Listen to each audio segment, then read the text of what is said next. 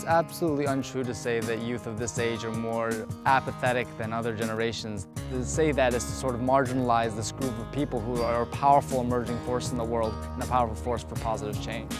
I'm Asa Needle, and I work with the Toxic Soil Busters in Worcester, Massachusetts. Worcester is a small post-industrial city that's been passed over by a lot of economic currents.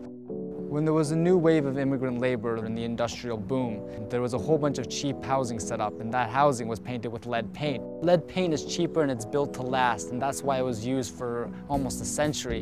And now, even when it was outlawed in the 1970s, we have to live with the consequences of this long-lasting poisonous paint. Lead is toxic to everybody, but it's especially horrific to children. It attacks their internal organs and stunts their growth. It can attack their bones as well as their brain. You cannot even know that you have lead paint in your soil. It's all over the city, in the nice neighborhoods as well as in the poor neighborhoods.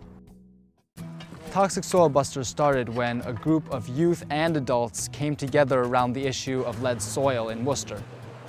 We try to spread the word as wide as possible that you can give us a call and we'll just show up anywhere in Worcester and we'll do the lead soil test free of charge.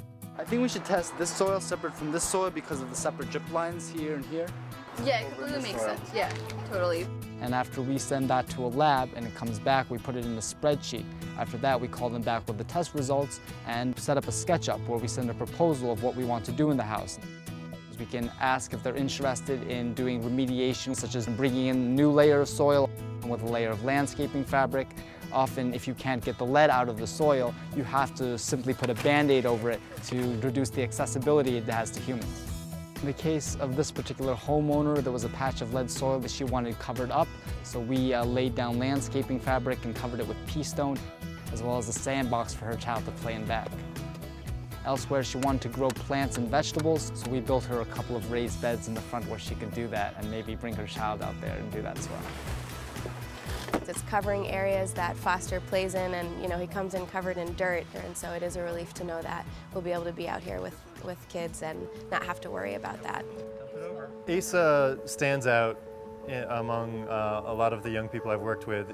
Asa has a complex understanding of both the world, environmental degradation in its many forms, and then locally what's going on in the neighborhood. And I think that's really unique about Asa, is that he's able to take that complex understanding and move it into action. With Toxic Soil Busters, we remediated over 40 yards, helping dozens of children avoid lead soil toxics, as well as outreach to hundreds, maybe thousands of people all over Worcester. You don't know where that's going to go. You say these things, you throw out these stones, and then you don't know where the ripples go.